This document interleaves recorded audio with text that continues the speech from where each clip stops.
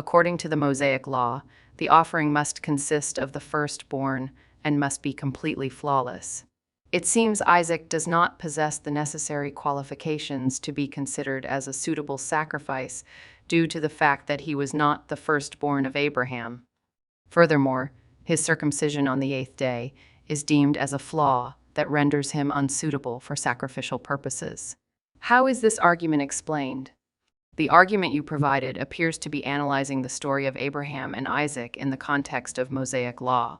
The Mosaic law outlined certain guidelines for offerings, which included the necessity of sacrificing the firstborn and ensuring the offering was perfect and without any flaws. In the case of Isaac, he did not meet the requirements to be considered a suitable sacrifice according to the Mosaic law for two main reasons. 1. Isaac was not the firstborn of Abraham. The Mosaic law stipulated that the initial offspring should be offered as a sacrifice.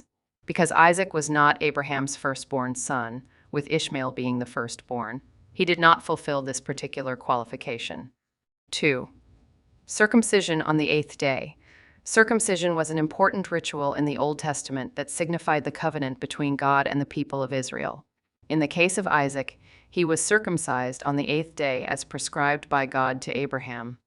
However, in the context of sacrificial offerings, having been circumcised was seen as a flaw or imperfection that rendered Isaac unsuitable for a sacrificial purpose because he was already consecrated to God through circumcision. Therefore, based on the specific requirements outlined in the Mosaic law and the circumstances surrounding Isaac, it can be argued that Isaac did not possess the necessary qualifications to be considered as a suitable sacrifice according to the standards set forth the biblical text. What was the rationale behind the prophet's decision to present his firstborn instead of his other sons, as detailed in the Bible? Micah 6, verse 7. The verse reads, "Shall I give my firstborn for my transgression, the fruit of my body for the sin of my soul?" The rationale behind the prophet's decision to present his firstborn instead of his other sons in Micah 6, verse 7 is likely based on the cultural and religious significance of the firstborn in ancient Israelite society. In many ancient cultures, including Israelite culture, the firstborn held a special status and had certain privileges and responsibilities. This included being the primary heir to the family's inheritance and having a special connection to the divine. By offering his firstborn, the prophet may have been trying to convey the seriousness and gravity of the situation.